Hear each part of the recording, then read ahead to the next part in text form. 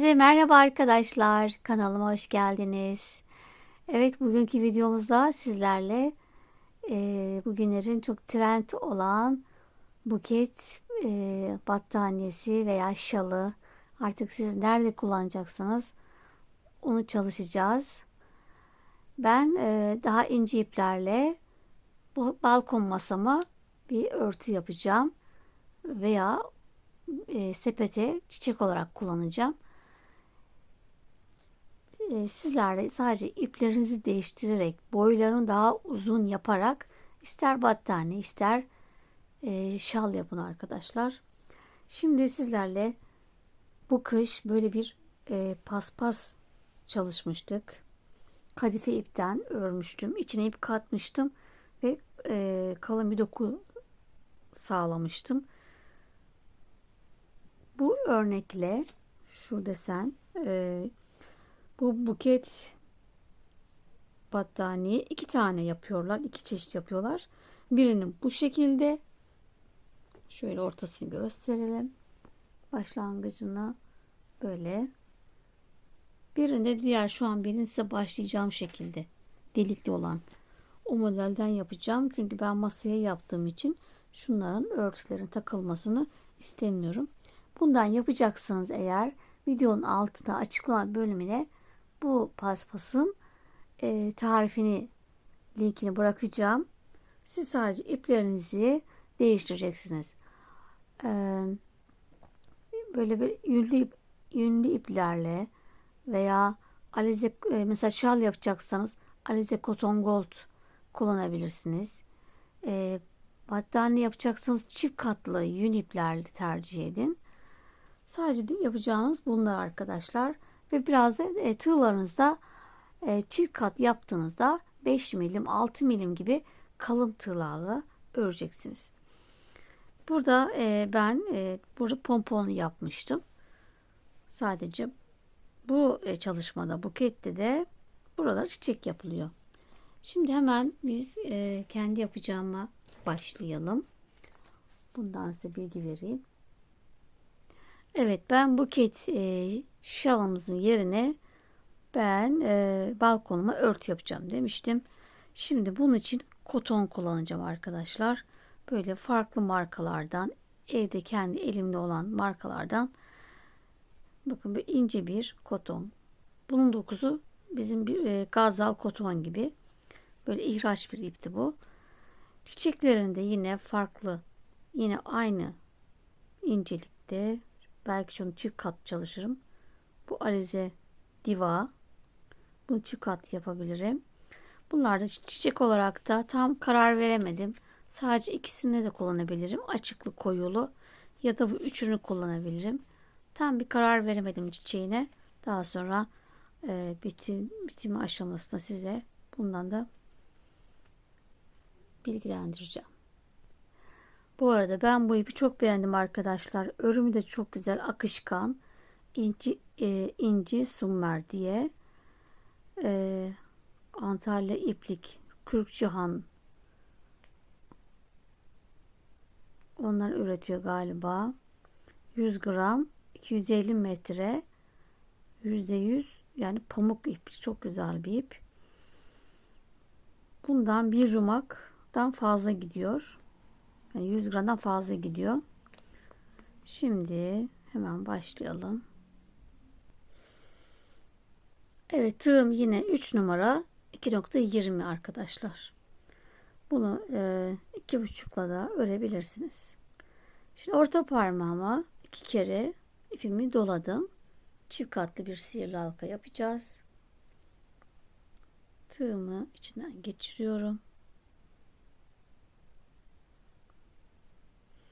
Evet, şimdi sihirli halkamızın içine 3 tane zincir çekelim. 1, 2, 3. Tığım üstüne aldım. Bunu 1 olarak sayıyoruz arkadaşlar. Şimdi toplamda 12 tane ikili trabzan yapacağız. Bu 1 idi. 2 defa da çıkıyorum. 2 oldu. 3, 4, 5,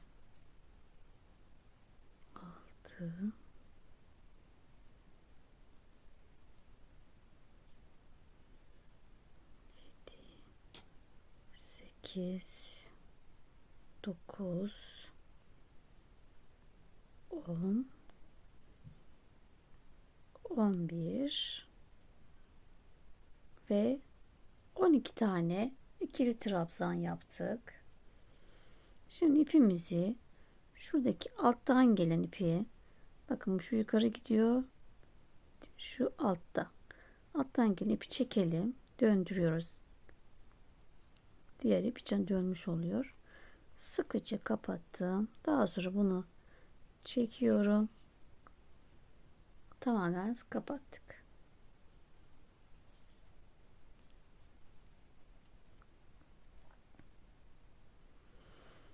Şimdi buradaki zincirimize 1, 2, 3. zincirin içine batıyorum.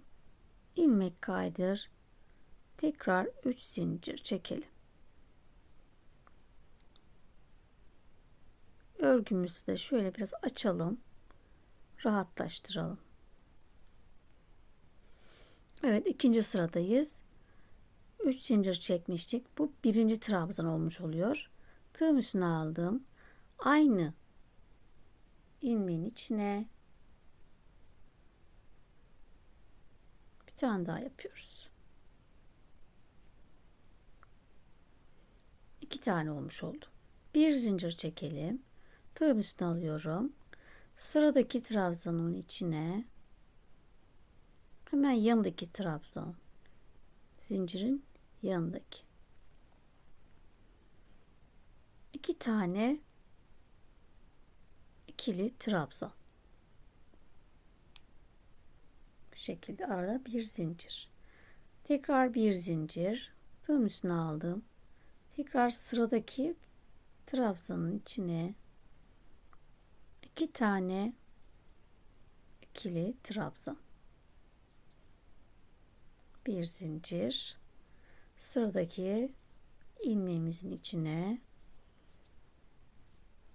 2 tane ikili trabzan. Şimdi bunu sıra sonuna kadar aynı şekilde tekrar yapalım.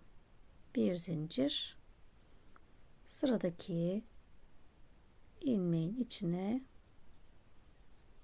2 tane ikili trabzan. Evet, sıra sonuna geldim. Bir zincir ve ilk yaptığımız zincirin, bakın 1, 2, 3. Üçüncü zincirin içine batıyorum. İlmek kaydırdım. İkinci sıramızı yaptık. Burayı birleştirdik. Buradaki çiftler 12 tane olacak. 1, 2, 3, 4, 5, 6, 7, 8, 9, 10, 11, 12. 12 tane ise doğru gidiyorsunuz anlamına gelir. Üçüncü sıraya geçiyoruz. Yine 1, 2, 3 zincir. Şimdi birinciyi yapmış olduk. Bu sıramızda bir tek bir çift yapacağız. Birinci yapmış oldum. Hemen yanındaki bu ilmeğimin içine iki tane ikili trabzan.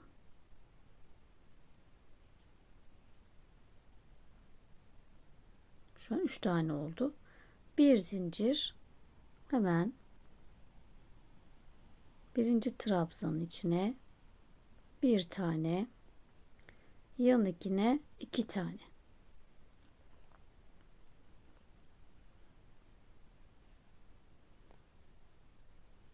Bir zincir. Buraların içine yapmıyoruz. Buradaki trabzanların içine bir tek, bir çift.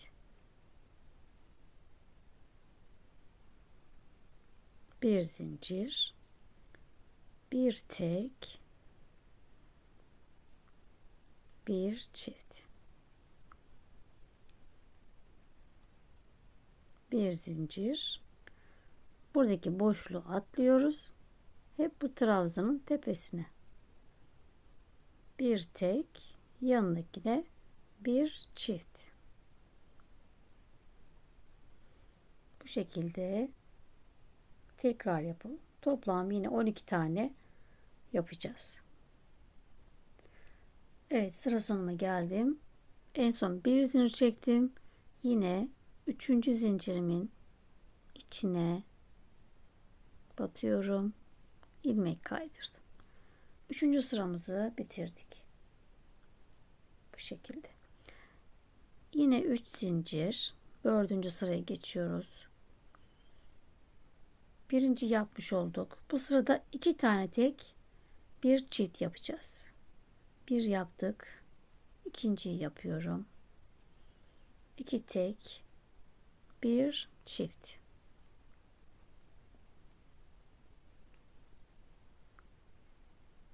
Bir zincir.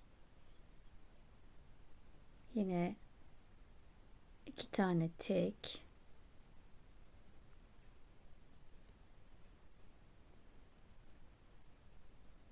bir çift. Sonuncu ilmeğe hep çift batacağız. Bir zincir, 2 tek, bir çift. Evet, bu şekilde hepsine aynı işlemi yapalım. Bir tane zincir, 2 tek, bir çift.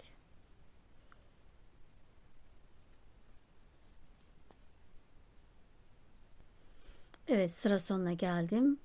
Bir zincir çektim ve yine 3. zincirin içine batıyorum. İlmek kaydırdım. Evet, örneğimiz bayağı çıktı. 4. sırayı bitirdik. Örnek bundan ibaret arkadaşlar. Hep son ilmeğe çift batacağız. Bakın, hep sonlar çift. 3 zincirle başlıyoruz. Bu hep bir olarak sayıyoruz bunu. Bu bir. Hemen yanındakine batıyorum. 2, 3, 3 tane tek, bir çift arttırıyoruz yani. Her sıra bu şekilde artacak. Şimdi 3 yaptık. Bir dahakine 4, 5, 6 diye burası genişleyecek. Bir zincir, tekrar 3 tane tek,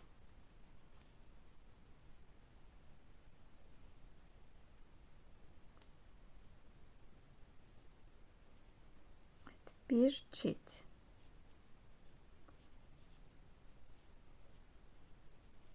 Evet, aralar bir zincir. Bu şekilde yapmaya devam edelim. Her sıra aynı şekilde buraya birleştiriyoruz. 3 zincirle yukarıya çıkıyoruz ve hep sondakine, bakın, hep sondakine çift batıyoruz. Son ilmeğe. Aralar bir zincir. Evet arkadaşlar, şimdi ben istediğim ölçüde, boyda ördüm. Şu an 21 santim, yani ortadan ölçtüğümde 21 santim. Bu, dediğim gibi, siz ne yapacaksınız, hangi amaçla örüyorsanız ona göre daha çok büyük yapmanız gerekecek. Buket, battaniye yapacaksanız bayağı büyük yapmanız gerekiyor ve hep dolgu olduğu için de çok da yorucu. Ben artık burada bırakıyorum. Çok büyük de yapmayacağım, zaten masanın ortasına yapacağım. Şimdi bu sıramda yeşille çiçeklerin sap kısmını yapacağız. Ondan önce bir sıra sık iğne olarak öreceğim. Başla. Evet, ipimi değiştirdim arkadaşlar. Alize Diva bu ipime göre daha ince oldu. Tutmadı yani kalınlıkları. O yüzden Alize'nin Cotton Gold'la devam edeceğim. Bu rengi de çok güzel. Yeni çıkan bir renk. Kodunu da vereyim size. Color 485 ipimizin renk kodu. Hemen şimdi yine ipimizi sabitleyip sıra başımızdan başlıyoruz. Her ilmeğe bir tane sık iğne yapacağım. Ve bu artık arttırma yapmayacağız. Bu şekilde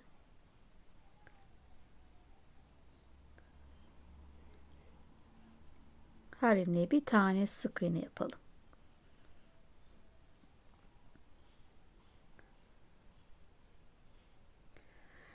Evet, zincir çektiğim yere geldim. Buraya da yine bir tane sık iğne. Tekrar yanındakine bir sık iğne. Direkt artık hepsine bir tane yapıyoruz. Arttırma yapmıyoruz.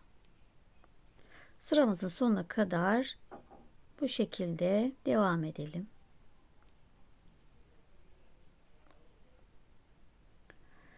Evet, çiçeğimizin şimdi sap kısımlarını yapacağız. 6 zincir çekelim. 1 2 3 4 5 6 zincir. Şimdi 3 tane atlıyorum.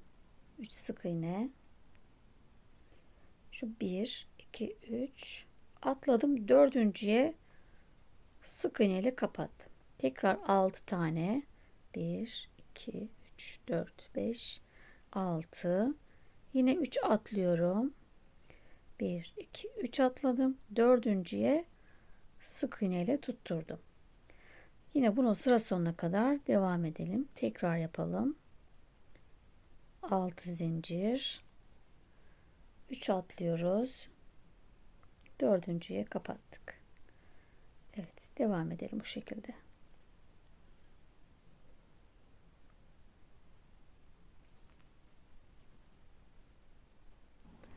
Evet, sıramın sonuna geldim arkadaşlar. Şimdi çiçeğimizi yapacağımız yerleri yapacağız. İpimizi koparmadan buradaki ortaya kadar ilmek kaydıralım. Tam ortaya kadar. Evet, ilmeğimi kaydırdım. Şimdi 3 zincir çekelim. Tığın üstüne aldım ve ikili trabzan yapacağız. 2 defa da çıktım. Bir zincir, tekrar tığın üstüne alıyorum. İkili trabzan. Bir zincir, ikili trabzan, bir zincir, ikili trabzan. Toplamda 4 tane yaptık. 3 4 zinciri saymadan, zincir saymıyorum. 4 tane. Tekrar 3 zincir, dibine battım. Hemen yanındaki boşluğa direkt sık iğneli geçiyorum. Sınıf kapattım. 8 tane zincir çekiyoruz. 2 3 4 5 6 7 8. Şu dipten 1 2 3 atlayıp şu dördüncüye batalım. İlmek kaydıralım.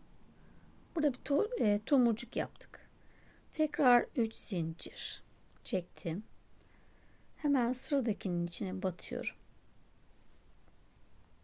Bu şekilde. Şimdi direkt yanındakine tekrar geçiş yapıyorum.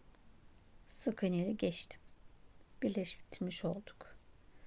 Yine 3 zincir. Tığım üstüne aldım. İkili trabzan. Bir zincir. Tekrar ikili trabzan. Bir zincir. İkili trabzan. Bir zincir. İkili trabzan. Yine toplam 4 tane yapacağız. Zincir saymıyorum. Bakın. 2 4 3 zincir. Yine dibine batıyorum. İşte bunlar çiçeklerimizi yapacağımız yerler. Hemen yine yanındaki boşluğumuza sık iğneli geçiş yaptık. Yine 8 zincir. 3 4 5 6 7 8.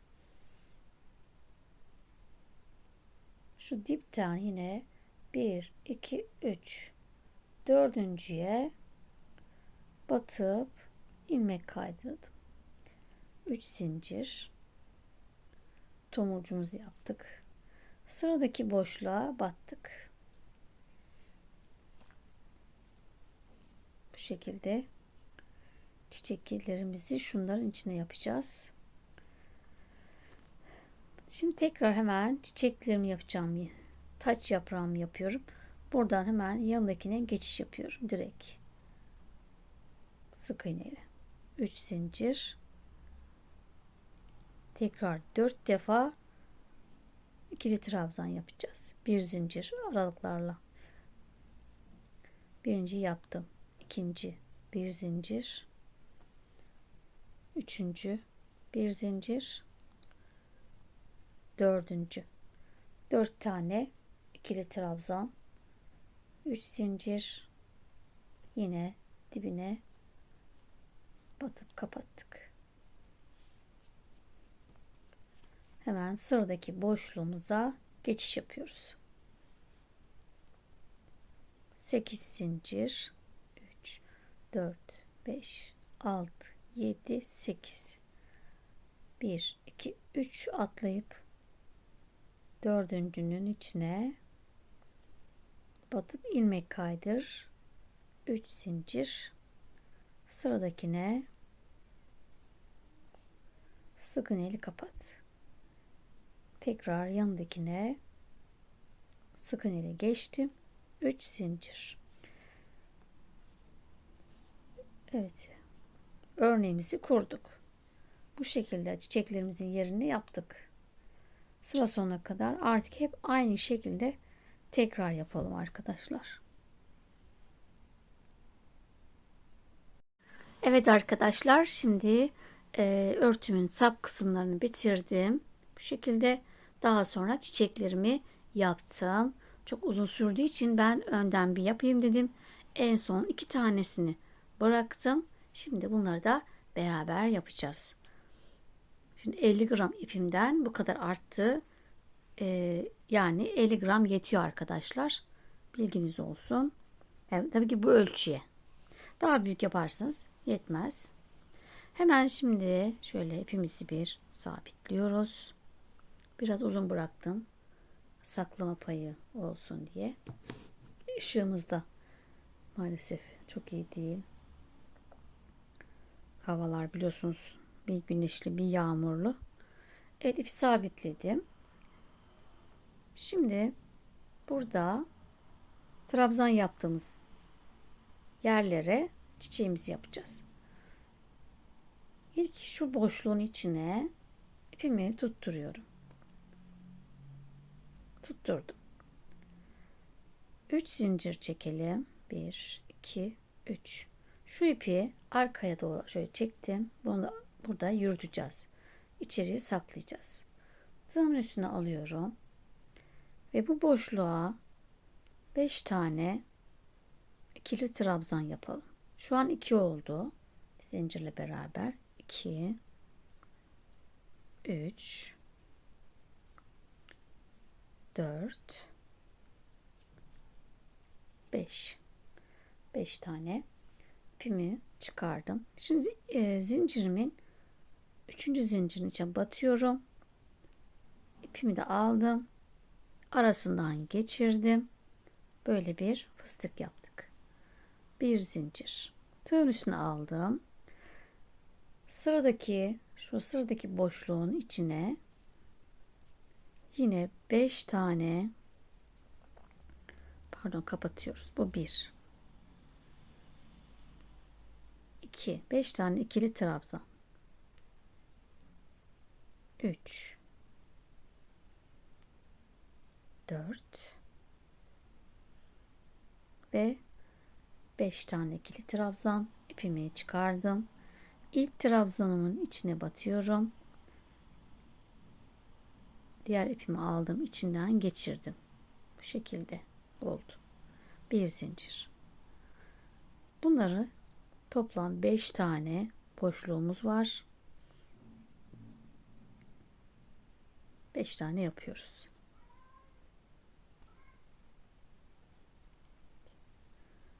3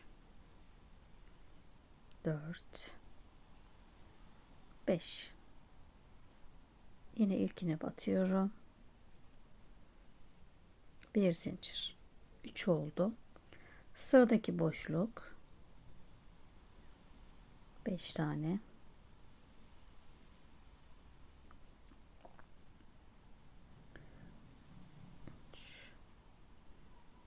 4 5. Yine birinci trabzanın içinden geçtim. Kapattık. Bir zincir. 4 oldu. Ve son şu zincirin arasına 5 tane 2 3 4 5 tane trabzan. Birinciden yine ipimi bu tarafa geçirdim. Bir zincir. Evet, toplam 5 tane fıstık diyelim bunlara. Şimdi ilk baştakiyle şöyle döndürelim. Birleştirelim. Hemen şuraya bu taraftan giriyorum. İlmek kaydırdım.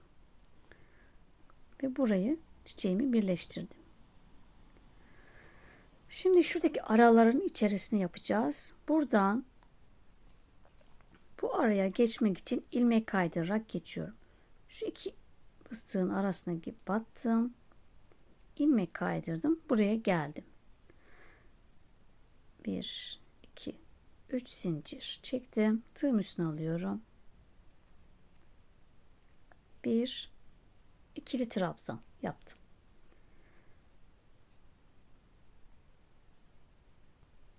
Evet, 3 tane zincir çekelim. 1 2 3.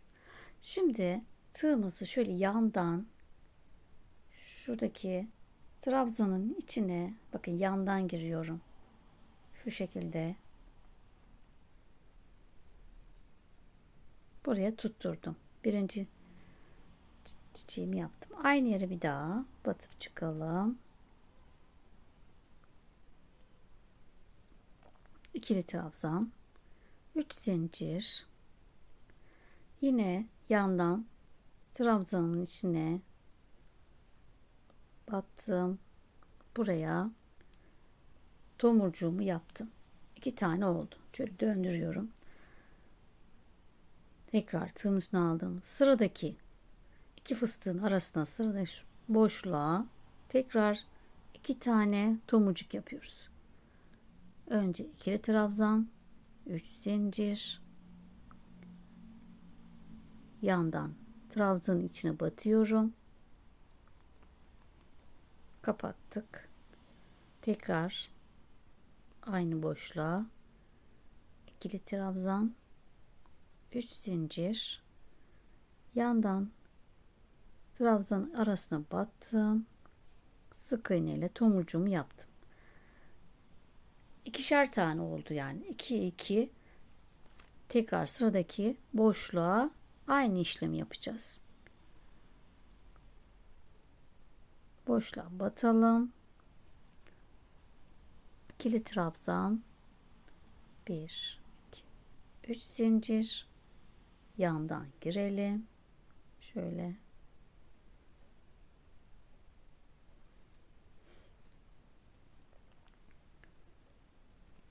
tekrar aynı işlemi yapıyoruz.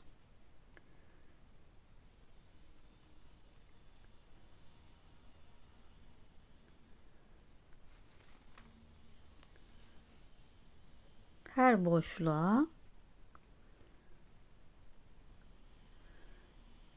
çiçeklerimizi yapalım.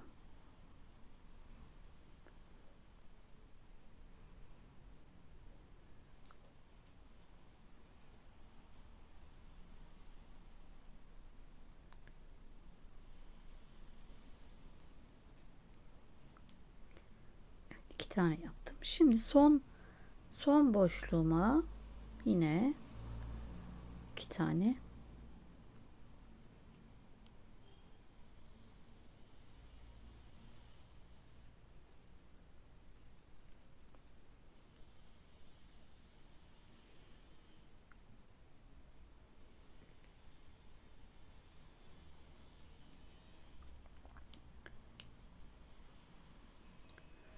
Evet. Ve ilk yaptığımız 3 zincir, 1 2 3. zincire batıyorum tepesine. Şöyle çift kat olsun.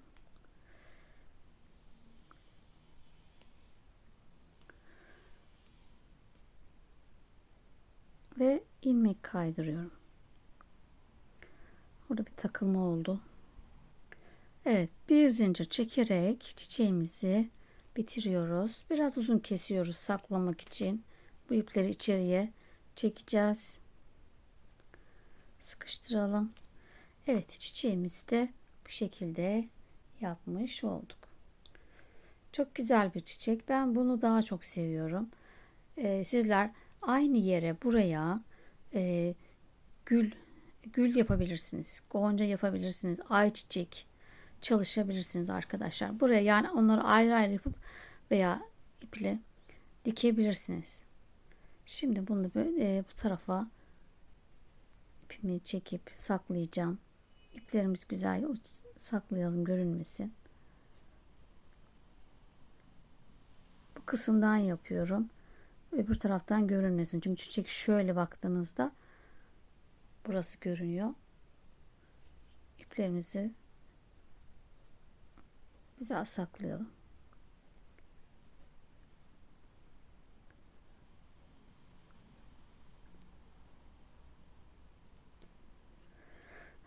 Evet, şöyle bitmiş hali, saklanmış hali çiçeklerimizin. Ben akşam bunlara uğraştım, bitirdim. Ve çiçeğimizi buket battaniye veya örtü, siz artık ne yapacaksanız bitirmiş olduk. Ben mutfak balkon masama yapacağım. Oraya sereceğim. Şöyle isterseniz supla yapın. Daha böyle şu boylarda supla. Böyle aynı çiçekli. Çok hoş olur tabak ortada falan. Çok yerlerde kullanabilirsiniz. Şu an çanta yapan da var aynı şeyi yöntemi yaparak. Veya bu çiçekleri daha sık da yapabilirsiniz.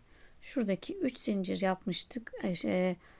3 atlamıştık ya. Bunu 2 atlaya yaparak da daha sık istiyorsanız şuradaki zinciri daha 3 atlamıştık. Bunu 1-2 atlayıp buraya yapabilirsiniz arkadaşlar. Sık olmasını istiyorsanız. Bayağı zahmetli. Ben bu şekil yaptım. Çok sık olmasın dedim. Evet, videomuzun sonuna geldik. Şöyle buket çiçeklerimiz bakın böyle isterseniz böyle bir sepetin içine de balkonunuza koyabilirsiniz. İlla örtü değil. Tam masanızın üzerine böyle bir sepetin içine de yapabilirsiniz. Çok hoş. Evet videomuzun sonuna geldik arkadaşlar. Ve buket battaniyemiz, şal artık siz ne yapacaksanız biz de yapmış olduk. Evet. Kanalıma abone olmayı, yorum ve beğeni yapmayı unutmayın. Tekrar yeni videolarda görüşmek üzere. Hoşça kalın.